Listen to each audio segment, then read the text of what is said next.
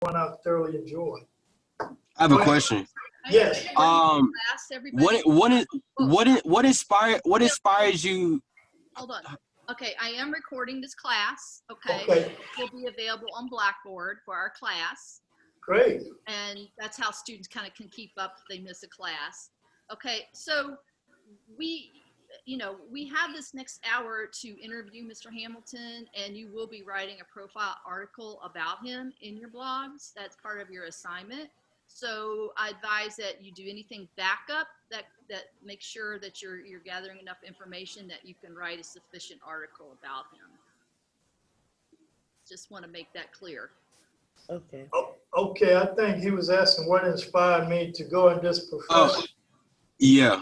Okay, well, I came out of high school as, I thought I was a great athlete, and I came here and walked on to the basketball team at South Carolina State. They had a great recruiting year that year, brought in some of the best players. That was in 1967. And I got cut the first week from the basketball team, but I had bonded with a lot of those players, and I wanted to continue to be around them, and so I did. And I went over to the student newspaper and asked them if they needed some help, with writing sports articles. They said yes. So that's how I started out, writing sports articles for the collegiate on the campus. Following my junior year, there was a program at the New York University in New York, and I was ranked third in my class. There was only about 10 English majors, and the two women ahead of me, they did not want to go to New York for the summer, so I grabbed at the chance to go. It was my first time flying through the LaGuardia Airport, and I was in this program. It was called the American and Educational Association Journalism, primarily for minorities. And you had to take 6 hours at NYU, and then you were assigned to work in the New York area media. I got lucky. I was assigned to work for the Associated Press as an intern, and they put me to work. And I had, that was a great summer. Just as a background, Shirley Chisholm, I don't know whether you all have heard of Shirley Chisholm. She was the first. Okay, I interviewed her during that summer. Arthur Ashe, the great tennis player, I did not interview him, but I met Arthur that year. He was playing at the U.S. Open in Forest Hill. At the U.S. Open. Yeah, the U.S. Open. I also did a story on a replica of the lunar module that landed on the moon. They had it on display at Rockefeller Plaza. It wasn't an actual lunar module, but it was a replica of it. And I guess you ever heard of Adam Clayton Powell? He was a great preacher up in Harlem, and he also was a U.S. congressman. But I covered the story for AP that when William Proctor succeeded him at Abyssinian Baptist Church up in Harlem, New York. And I guess the story that I'm probably most famous for is I covered Miss Universe, the pageant, one of the feature stories that was done following the pageant. Carrie Ann Wells from Australia was Miss Universe that year. She was 5'8", a redhead with heels on. I had to look that up. I enjoyed that summer. And when I came back to South Carolina State, I was working right here in this library where I am now as a student. And I talked to the PR guy. He needed some help. So 2 months after I graduated, they gave me a job, and that's been 47 years ago. What impressed me about you is how the way I found you is I was looking through the sports section in the kind of New Democratic Times, right? The Times of Democrat, yes, And I saw that you are a sports columnist there. And, yep, I write for them from time to time.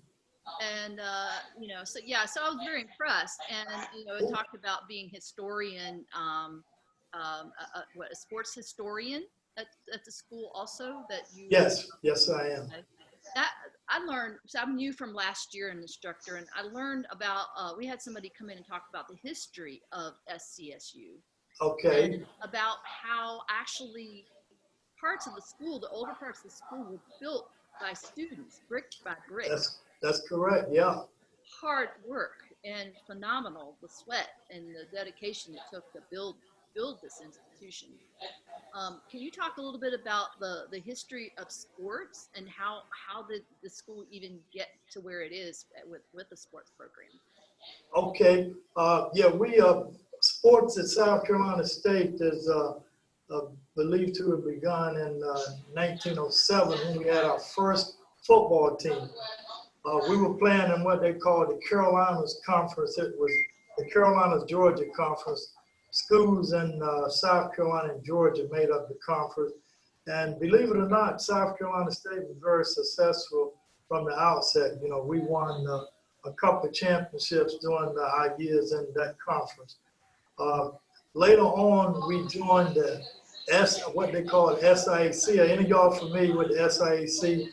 That's the Southern Intercollegiate Athletic Conference.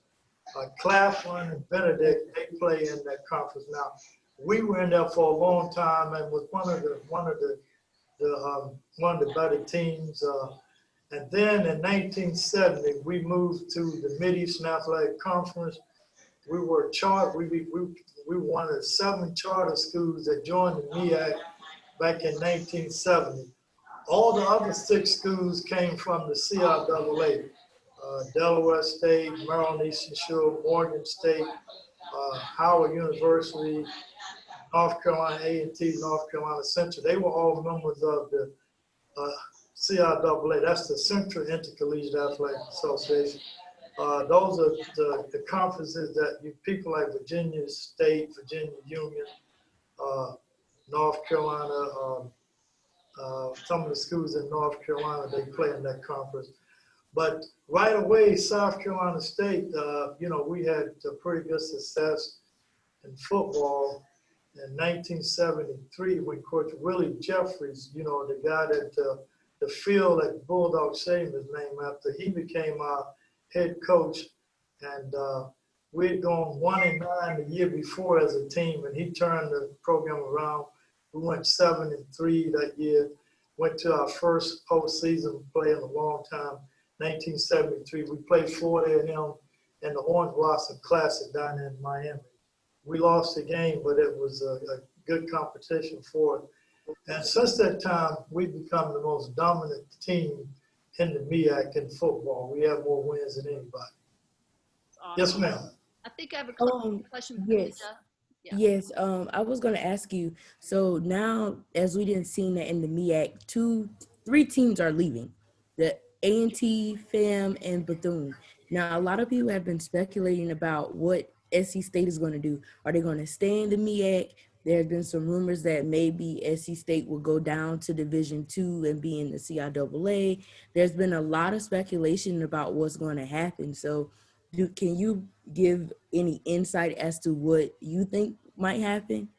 Well, I've heard all of those rumors that you're talking about, and certainly we have been hit pretty hard. You know, 2 years ago, Hampton left, and of course, A&T's leaving, and the 2 Florida schools, Bethune and Florida and them. So we're down to 7 schools, and we gotta keep at least 7, because if you drop below 7, then you cannot be a viable Division I conference. NC2A requires you to have at least 7 schools. Now, right now, I don't think there's any plan for South Carolina State to leave the MEAC. As I said, we won the charter members. We've had a good run. We've won over 131 championships in this league in all sports, football, basketball. You know, our tennis team has been quite dominant. So right now, I don't think there's any plan to leave. As for Division II, you know, that has been brought up by some of our board members, but it did not catch legs, because I don't think our alums and our current student population, people support the university, would hate to see us take a step back. But it could happen, but I do not see that happening anytime soon. Do you think with A&T leaving that it's going to have an impact on the spring season? Well, most likely, we're hoping that A&T will still play this spring. You know, by conference mandate, they are required to play, but schools can't opt out. If you feel that it's a risk to your student athletes, then you could opt out. right now, the conference has made a decision. We will play in the spring, starting February 27th. You play 6, and you only play conference games, 6 conference games, and we'll be playing we'll have a Southern Division and a Northern Division. The teams in the South will be North Carolina Central, North Carolina A&T, South Carolina State, Bethune-Cookman, and Florida A&M. We will play Florida A&M twice, home and away. We will play North Carolina A&T here. We'd go to Bethune-Cookman, and we play North Carolina Central home and away. So, and sometime around near the end of April, we will have a championship where the team that wins the Northern Division will play the team that wins the Southern Division for the MEAC championship. And maybe they'll still have the Celebration Bowl, but that hasn't been determined yet. Yes. What's the chances that the school is going to play football in the spring? If you had to lay money down, we were laying money on the table. Tell us the truth. What's right now I think it's a go, but it's also dependent upon whether the virus has been contained, whether or not it's dropping, because right now I think the most important thing is to take care of our student athletes, and we don't want to risk them. So we'll be watching. There's some plans to bring the student athletes back here sometime before the end of this month, as well as some other students who have to, use labs, that type of thing.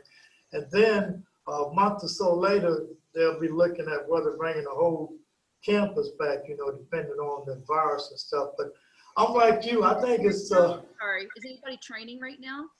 Our guys, they're training on their own. They're training on their own. We were going to bring them to campus August the 10th to start them to training here.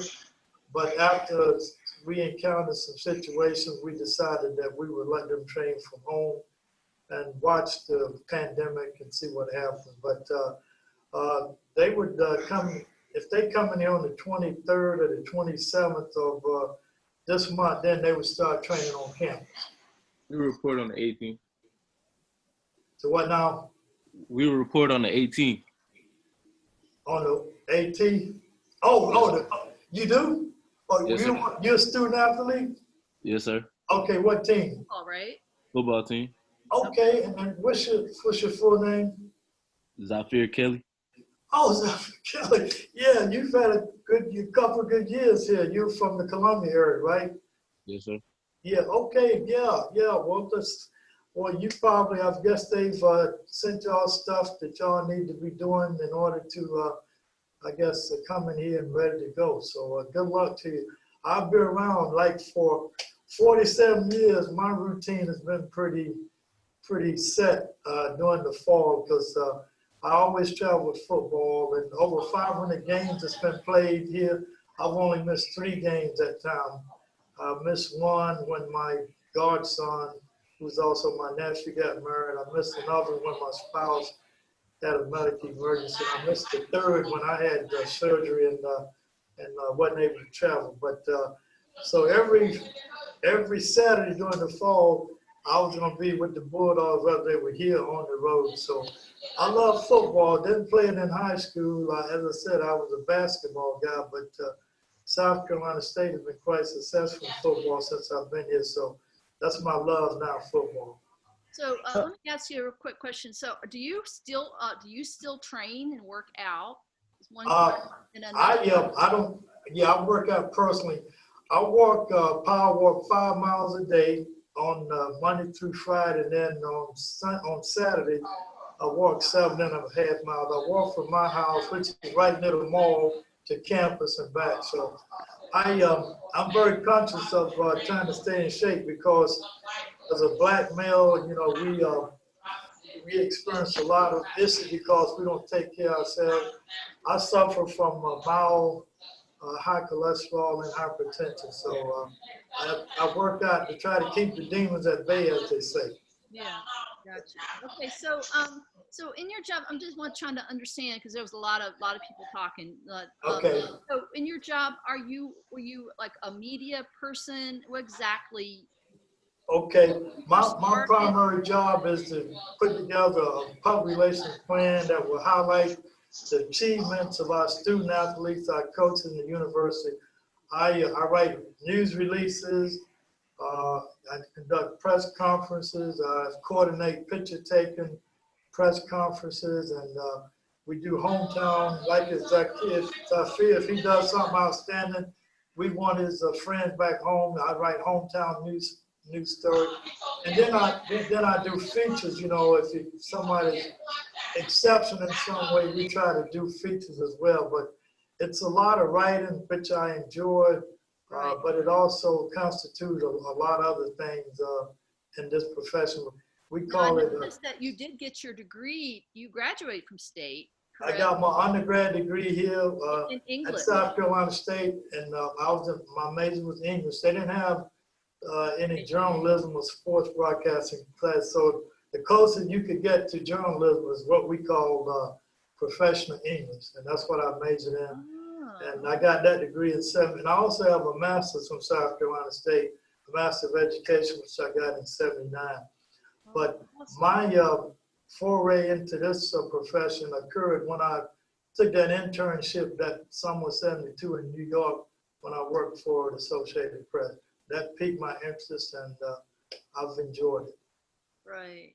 So, okay, well, that's interesting that you started in English and this is where you landed. So, you know, Yes. that's really encouraging, you know, because sometimes you kind of think you're going one place and you just sort of land another place and end up, you know, like, Yeah. I Well, can tell that story too. I have another question. Yes. In regards to the MEAC, so the MEAC is opening up to allowing more schools to join. Are they opening up to also non-HBCU schools as well? Yes. Yeah. Our conference leadership has engaged a company to go out and seek schools, you know, that would be interested in joining the Mid-Eastern Athletic Conference, and we have some predominantly white institutions that we are looking at. I can't give any names now, but we are looking at predominantly white institutions. Thank you. Mm-hmm. It's the lead swag game still going on in the spring. I'm sorry, repeat that. It's the mid swag game going on in the spring. Well, I'm not sure. You know, that game was, you know, that's an ESPN production, and it's always at Labor Day weekend. So I'm not sure they will be able to work that game in or not, you know, based on the schedule that I've seen. It's not on there. But we are hoping, you know, the ESPN also produces the Celebration Bowl. We're hoping that we will be able to play the Celebration Bowl at the end of the spring, but that's not set in stone yet. So because that game was canceled, will State and Grambling have do you think they'll have another opportunity in the next fall, or I don't know how that's going to work? Yeah, it depends on the schedules of the two universities. They have if we have a common open date, say in 21 or 22, we would try to reschedule that game. And everybody was really looking forward to that game this year because Grambling has been a power in HBCU football in the SWAC, and of course, South Carolina State is the all-time winners team in the MEAC. So everybody was looking forward to that game. Yes, sir. Any other questions, observations? Yes. What inspired you to keep on, since you was an English major, what inspired you to go straight into sports, like sports writing and sports? Well, when I came to South Carolina State, they hired me 2 months after I graduated. I was working out of the public relations office. They needed some people to come in and help the PR person with feature story. And our sports program was just getting ready to take off, you know. And so I was doing writing PR stories as well as sports information. But since our program was so successful, I was writing more sports than on the other side. One of our alums from Charleston, she saw, and she called the president of the university, Dr. Maceo Nance, he's deceased now, and this is her exact word: "I see the tail is wagging the dog." What she meant by that is that I see all these stories about sports. You know, what about the other part of the institution? I know we got some great stories we can tell. Dr. Nance being a student leader and all, he called us all together and he said, hey, maybe we need to increase this department. So he divided, he took sports information and public relations. Then he asked me which one did I want. Obviously, I wanted sports. So he made me the sports information director. I shared an office with the new PR person that they hired for years. And, you know, we learned to help each other. But because the sports program was growing so much and its success, there was a need to kind of increase that area. And I got lucky. I was the first one, first full-time sports information director, and I'm still helping out in that capacity. And it's I have a question. Yes. Yes. Are y'all looking for interns? We do use interns. Some of them, you know, we occasionally get work study students, but a lot of times the work study students who are assigned, they're not in the major that we need. And so we do have internships. Unfortunately, this year, we don't have the paid internships like we've had. But I'd like to let you know, if you volunteer and then when money does become available, we'll put you in there. But I have 3 former students who are now doing well. Ted Cruz, if y'all may have saw the Super Bowl, Super Bowl, the guy on the sideline who was with the quarterback, Ted Cruz, is an SC State grad and one of my students. I got him an internship with the Carolina Panthers. He went from there to Atlanta to St. Louis, and then he's the top person at Kansas City. Avis Roper, the senior executive assistant for Fox Sports in New York, is one of our former students. He also interns with me, and I got him an internship with the Carolina Panthers. He went from there to the New York Giants and now to Indianapolis, and now he's at Fox. Corey Bowden went here to the Boston Red Sox. So you can get there from here. Some people think if you're from a small university, you don't get to open the door. But that was 2 years ago. Of the 32 vice presidents for communication in NFL, 2 of them were SC State grads, small HBCU. And we're quite proud of that. So we do internships. Yes. Yes, Doctor. I want to ask you, Mr. Hamilton, about one of the things that I talk about a lot in our class is about interviewing. Okay. And when I was starting out, I was a producer at PBS, and I have to call up these high-powered people, famous people, and you would get the oh my God, they're gonna tell me no. I would go through this whole conversation in my head about how am I going to contact them? They'll never talk to me. And so, that there's a process of getting over that, and I call everybody up, like I'm inviting you over to the Sunday dinner, kind of. Oh, yeah. And a lot of my students have that fear.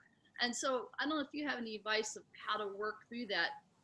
And just interviewing people, approaching people, because the business is a lot of networking, a lot of. It is.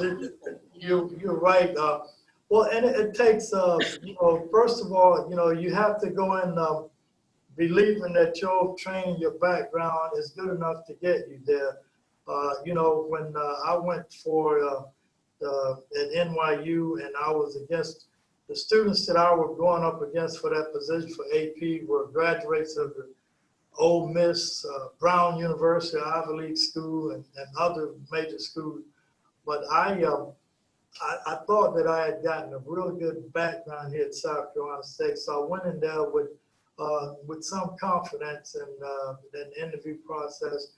And, I answered most of the questions, and some you may, if you can't answer, you just simply, be truthful about it, that type of thing. But I think going in with confidence and with an understanding that your background, you're good enough to compete. All you need is an opportunity, and I got that opportunity, and it brought me to where I am now. So, and I hope that helps. Well, we talk a lot. We live in a social media age, so. Oh yeah. There was no social media when I started, but you're right. Yeah. So people are accessible. But Yeah. I don't know why. I mean, I always think just never hurt slide into somebody's DM. Say, hey, That's, I'm that is true. say That who you is true. are. You know, can I interview you? Can you meet me at such a time? You know, and you know, it's amazing the people you get just because you ask nicely. You know. Yeah, that's true. And, you know, small things like, you know, resume preparation. I didn't realize that, because we had a student just 2 years ago. She was looking to get into the NFL or, you know, pro sports marketing, that type of thing. And because Mr. Roper, who's with Fox Sports now, he was at Indianapolis at that time. So I was able to get her an interview with the Indianapolis coach. And with Mr. Roper, Ava's been one of my former students, he said, you know, she's a strong candidate, but her resume needs to be, you know, you don't embellish things, but you know, you want to prepare in a way that, and so we did some work on her resume, and she actually got the internship for Indianapolis that summer. And much to my chagrin, she did not stay in the profession. She moved on to, she wanted to be in like athletic training, you know, sports medicine, that type of thing. So she's now pursuing that. But we were able to get her, and she got her foot in the door. And by him suggesting, you know, tightening up the resume and little things like that, you know, make a difference. And plus, if you've had some practical experience, you know, like here, what I used to do for my interns is after a game, I would write down some details about, okay, Charles Burgess ran for 100 some yards, 2 touchdowns. Marvin Marshall, the quarterback, threw for, you know, he completed 17 out of 23 passes for, you know, 300 yards, you know, so many touchdowns. And then I might throw in this, like Zafir Kelly got an interception in the final minute and ran it in for a touchdown for the winning margin. Now, when you take those facts, what would be your lead in that story? Would it be the quarterback threw for 300 yards, 2 touchdowns? Would it be that the running back ran for 200 yards and 2 touchdowns? Or would it be that Kelly got an interception and ran it in for the winning margin? What would your lead be? Zafir. There you go. Zafir interception. Good observation. So what type of things on our resume will be in like that we would need to try to get so that we can land those big internships with Fox? Well, first off, you know, if you're going into broadcasting part of it, you know, you certainly do some things at our radio station or some of the local radio stations here if you want to go into broadcasting part. If you want to go into journalism part of it, you need the Times and Democrat, the paper she talked about, during this time of the year, football season on to basketball, they always need interns to write a simple lead or a 4-paragraph story. You know, all you got to do is answer the phone. OW's calling in. We defeated, you know, one of the Columbia schools, and they give you the details. You just put together a simple story. You know, you may stumble from the outset, but you just got to keep doing it. The more you do it, the better more familiar you get with it. And then you learn what are the key points in the story? What do you need to tell the readers? There's no substitute for writing. Social media has really made some great strides, and really this business is booming with social media. But you still need to be able to do that basic writing, you know, for NFL teams. If you're playing say the Carolina Panthers are playing the Washington Redskins, you know, you'll have to do notes. So you can be able to write it in note form or in paragraph form. So writing is the key to my profession. Of course, if you're going into broadcasting, of course, you need to get some experience there. And I would suggest, you know, not only in radio, but we have agreements. We have a relationship with the 3 TV stations in Columbia. And Ernest Robinson, I don't know whether y'all know him, he hosts the Buddy Q show, and he also does the play-by-play for our radio network. I've been doing the color the last couple of years. But he started out as an intern with Watch TV in Columbia. You got Watch, you got WLTX, you got WIS, and you got OLO. So there are some opportunities, to kind of do things that will, make your resume look more impressive. Anything I have a else? question. I have a question. So, how have like over the years, how have you improved on your writing from when you started out in college to now? Well, I think reading, I read a lot of newspapers, like USA Today, of course, the Times, the Democratic States, and the coaches used to tell me when we used to travel, I would buy 3 newspapers. They said, "You're gonna read 3 newspapers," but because I was interested in reading what other sports writers had to say, and some of the words they use and how they use it in a sentence, the syntax and all that. So reading other stories that will help you develop. You can copy somebody's style, or you can develop your own style, or you can modify whatever.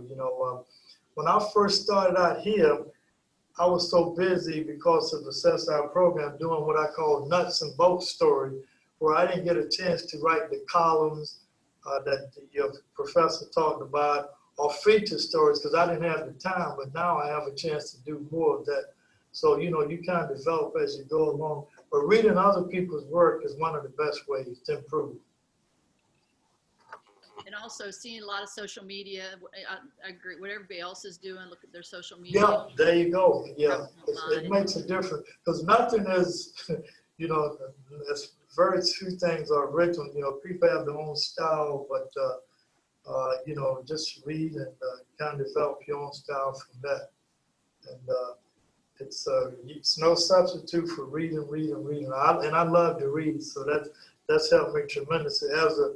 As an undergrad student, I worked, and I'm in the library now. I worked in the library as a student, a session of books, putting the little numbers and all in. And as soon as I would open the books when they came in out of the box, I would look through them and see if there's something I wanted that grabbed, my interest, and then I would just take the book home with me to my dorm, and I would read it overnight and bring it back, And I read a lot of books that way. And reading, there's no substitute for reading as well. But how many of you all are seniors? Nobody? Oh, you're the only. Are you a I'm senior? driving right now, but I'm a senior. You're a senior as well. Okay, yeah. Yes, sir. Yeah, well, my office is in the library, right on the second floor. As soon as you come up the stairs to the double door, straight ahead, you'll see the posters there. And if you want to sit down and talk further, or if you're trying to get an internship, I'll be glad to, give you some websites you can go to and try to check it out. But we can also use you right here on campus too. There are a lot of things that we need to do for our student athletes, like Zafir Kelly there. We need to do hometown stories on. So those type of things. So if you got a interest, we'll be glad to help you out. Do you have a cell number or an email we can reach out to you regarding to the internship opportunities? I sent it to your professor, but I can give it to you if you can remember. My email address is quite simple. It's just W Hamilton, that W stands for William, W Hamilton at SCSU.edu. I still use W Hamilton at SCSU.edu. And my cell number is, if you want to take that, I don't mind taking calls on my cell. And that number is 803-378-6165. 803-378-6165. Okay, yeah, I'll be glad to talk to you at any time. My office hours are usually from 10 to 12:30, and then from 2 to whatever. And because the library closes right now at 5, but of course, during we didn't have the pandemic, during regular school term, the library closed at 10 at night, except on Fridays. I think it's still. Are they allowing students on campus to go to the library right now? If you wanted to come up there? Yeah, if you come, if you got an assignment, you need to, you may have to call and make an appointment. But we have had some students a few weeks out. but they require the mask and the social distance and all that stuff. But the library is open. It is Okay. Okay. I do got a question. When you did intern for the Associated Press, open. did you ever get around? Did you ever get around like knowing like the New York Knicks and all that? I did not go to the New York Knicks. One of the things, they took us to the Apollo Theater. We did go to some sports. Let me see, where did we go? We went to Madison Square Garden to see, it was like Globetrotter type thing. But I did not get a chance to see the Knicks play at all that summer I was there. Yeah, but I did, I learned a lot. Yes, ma'am. So I have a question. Last Yes. year I was new, and I witnessed the Bulldogs going to the championships. Coach Buddy Pugh. What was the key to getting the? Can you talk a little bit about what was the key to actually getting a team to the championships? What does it take to make that kind of thing happen? To my getting out. Oh, well, preparation is really that's the key, you know, and recruiting, you know, good athletes, that helps too. You know, Clemson and Carolina, of course, are the major schools in the state, and they get the creme de la creme most of the time in the state. But we get some pretty good athletes as well, and that's a testimony to that is that until 2 years ago, South Carolina State was the only school in the Department State with players in the Pro Football Hall of Fame. We have 3 in there now, and Donnie Shell is going in next year, so we will have 4. The only other school that has a player in the Pro Football Hall of Fame is, of course, Clemson. They had a young man to go in 2 years ago. But as Dr. Nance, the president, who when I was hired here, he used to tell me, we don't make excuses because we're a small school. We don't make excuses because we're an HBCU. So our coaches, they train our guys quite hard. Kelly can tell you it's a strong regiment, but also tradition has a lot to do with it. You know, we're a very proud school, and you have to go out and play well. You're not going to win all the time, but if you play well, if you do what the coaches tell you to do, you're going to have an opportunity. And that's what you want in sports, you know, and in any sport, you know, you want to be able to have an opportunity. And that's why you train hard, you know, things that, you know, and you hold your teammates accountable. You know, if you got a teammates, a bad teammate, just go stay out and party half the night. And then on Saturday, you know, you are depending on him to be there for you. You know, most of the time he's not, you know. You got to hold your team, and you got to hold yourself, you know, accountable as well. You know, be good to yourself, to your body. We used to have one of our strength coach here. Used to always, he was a real big guy. They call him Hurt because he was built like, you know, and he was always tell the guys and the young ladies too later on, don't cheat your body. If you're supposed to do 20 reps or 100 reps, you know, it's cause nobody's looking, you know. You said, well, I'm going to do half that. You know, do those things that you supposed to do to get in shape to be, you know, be ready. What we used to tell our players is that the fourth quarter belonged to the Bulldogs because we thought we were in better condition than most schools, especially when you was playing in real hot temperatures. So we thought that we practiced in hot weather, and you know how hot and humid it gets in South Carolina. So we thought that we were always prepared, and I think that's the key. And of course, you know, the coaches, they have to do a good job in putting players in a position to win, the training, and making good decisions. But overall, I think it's the commitment you have, and you know, you just got to want it. It used to be when in South Carolina State, when most teams hit the field against our football team, they were almost defeated then because we had such a great team.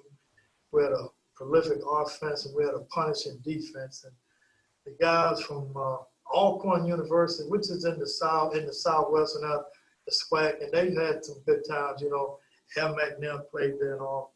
They used to tell us we'd rather play Grambling twice than have to play y'all because they knew that we were going to be tough. And so that's the preparation, commitment.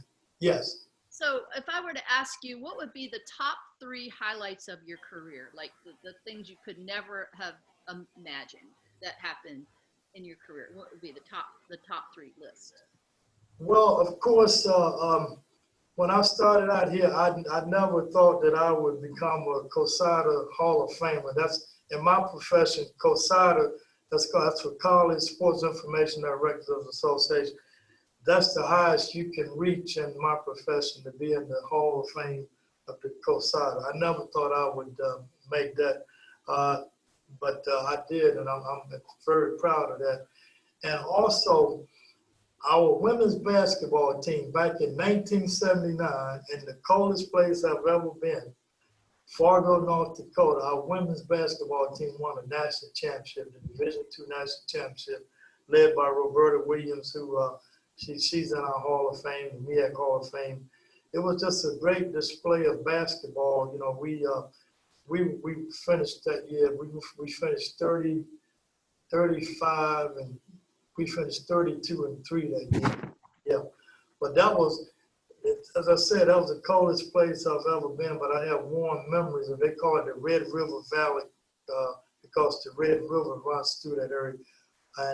And the second, our men's basketball team in 1989 went to San Juan, Puerto Rico, and we won the San Juan Shootout, which is one of the most prestigious tournaments in this country. We were the first HBCU to win that. Believe it or not, they didn't give us a chance, because I can remember I had a problem with my little Radio Shack computer, and they told me to go upstairs to the overhead press box. And when I walked in, they were handicapping the team. Villanova was the top seed, of course. They had just 2 years removed from winning the national championship. Everybody said Villanova was going to win it. Southern Illinois was the second, best team there. They had guys in the NBA. Oh, they good. And they just went on then they got to South Carolina State, and they said, well, that's an all-black school. They just glad to be here. And I couldn't hold my tongue, but I certainly wasn't going to be rude of religion. I said, sir, we're not an all-black school. I said, our enrollment is 10% non-black, And I said, plus we got a pretty good team this year, because we had a good team. We had beaten some good teams. And so in the first game, they put us against the Puerto Rican national team. And they, 2 of their players were away. One was with the Boston Celtics, one with somebody else. But anyway, they took us lightly, and we upset them. And then we got the eye. The next round, we beat Davidson, where Steph Curry went to school. We beat them by 43 points. I mean, they said, hey, maybe this team's really good. While we were beating Davidson, Southern Illinois was upsetting Villanova, who was the number 11 team in the nation. And so we met Southern Illinois in the championship. The final score in the game was 96. We won 96-94, I think. We had a 6-point lead at one time. They had a 4-point lead at one time. But it was just a great display of basketball. But our kids went in there, knowing that we were considerable underdogs, but also saying that, hey, we got a chance. We're going to go into play. So those 3, that San Juan Shootout, winning the AIAW National Championship for women, of course, they're going into college, the COSADA Hall of Fame. Those, in no certain order, those 3 things that are the highlights of my career. Well, we're coming down to the last 5 minutes of our class. Okay. So anybody who hasn't asked a question yet, please go ahead right now.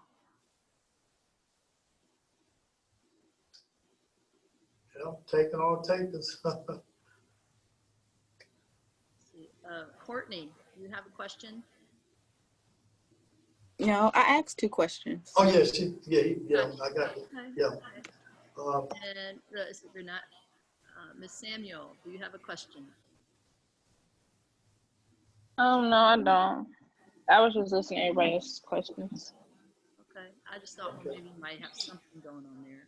Jalen, Yeah. where are you driving to today? You said what? Where are you driving to today? I had to take my brother to the doctor. Oh man, I'm sorry to hear that. Yeah. Jalen's one of my best students in the class. One of the Is that right? Yes. Oh, wow. Yes. Wow, that's good. But we always, give him a shout out. we always need some help. So, you know, if anybody want to come by and help us out, let us know.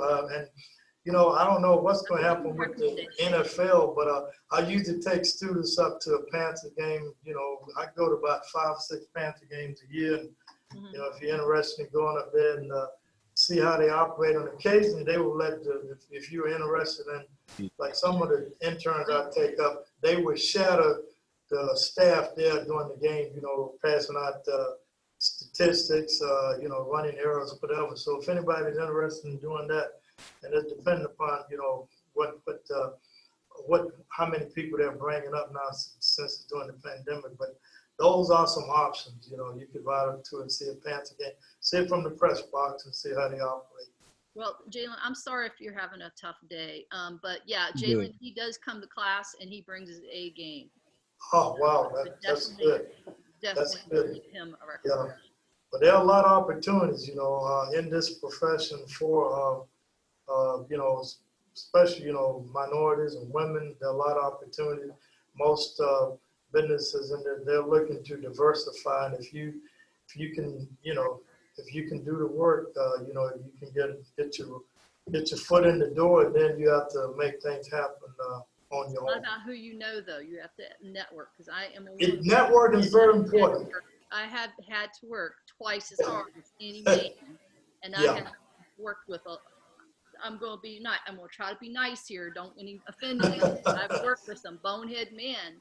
Yeah. My whole career, they'd be like, "Oh, give me this." And I'd be like, "No, I could probably throw you over the wall."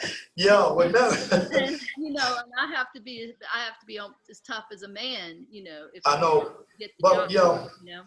Yeah, well, women and minorities have been disparaged, you know, forever, and so you know, you have to go in there and hold your own, you know. I appreciate you mentioning that, by the way. Yeah, certainly, yeah, because you know, it's a tough world, but my relationship with the Panthers, I'm gonna tell you, I got started. Ed Hill was the sports information director at Howard. You know, he did the same thing I did here. We were really close friends, worked together. One of his students was working for the Panthers. You know, he was like the assistant. And so when they started looking for people, and they, especially minorities, they recommended South Carolina State. They said, well, South Carolina State, you know, they have a good program, you know, which made us happy. The first time the Panthers went to the playoffs, they played Dallas Cowboys. They had to host them. And they asked my staff to come up and run their auxiliary press box. They had to bring in like trailers and things because they had so much meeting. They asked my staff to come up and, you know, run that auxiliary press box for them. So there's a lot of opportunities, guys and young ladies. You just have to, once you get an opportunity, you know, make your way, go in there with all kinds of confidence. Can I ask you for some advice, sir? Yes, certainly. You know, like I said, we're having a tough semester because we're not playing sports as usual. Do you have any recommendations for this class about what, you know, they could, you know, do in sports, since it's such, there's no lot of sports playing? Do you have any ideas or thoughts or recommendations of what they could do? They all have blogs, by the way. They all. That's what I was gonna say. You know, kind of do a daily blog. You know, because you know, people are hungry for sports now, and the pandemic has certainly, you know, cut down on the type of sports that are happening. But what I'd like to see them do here is, you know, our non-revenue sports like volleyball and softball and soccer, they get very little coverage. You know, I'd like for maybe them to, you know, get with the coach and maybe set up some interviews, and we can do some hometown stories on those kids because they very seldom get anything. You know, football and basketball, they get all of the coverage, but our non-revenue sports, we need some help in that area. Who would that be? I'm like I said, I'm still a little new, so help me out. Yeah, they can get in touch with me, and I'll put them in touch with the coach, and also set up a meeting with the coach as well. Yeah, Okay, we and be are they good. still having those activities? It's just that they're doing because of the sport, it's a social distancing? Yeah, and our fall sports, soccer and volleyball, and of course football, you know, they've been canceled. But we will have track and field, you know, we'll have softball. This semester right now? Yeah, it's starting in the spring. We have. No, what's going on right now? Right now, there are no sports going on right now. All fall sports have been canceled, postponed. Okay. No sports at all. Okay. But, is there any going on anywhere else in the area? Yeah, there are other sports going on. Of course, the ACC, you know, the conference that Clemson is in, the SEC, the conference that the University of South Carolina is in. They do have fall sports going on. But we certainly would like to get them to help us out in those non-revenue sports in the spring if they are available. Yeah, and you know you can learn some things, and you might find out that this is something you want. When I started out 47 years ago, you know, it was supposed to be a stepping stone to someplace else, but of course, it's turned into a lifelong vocation. You know, the press. Do y'all know the name of our stadium? Football stadium? I know Kelly. Dawson? Oliver C. Dawson. There you go, Oliver C. Dawson. And you know the name of the field? Jeffries Field. Jeffries Field. And you can't see it from there, but the press box is named in my honor. If you come up there, it's William P. Hamilton Press Box. So I'm very proud of that. So a lot of good things have happened to me, and I don't think I could have done anything else that I would have gotten the joy and the rewards by working here at my alma mater. Okay, so we're winding down. Any last thoughts? Anybody have any last? We good. We straight. Yeah. Straight.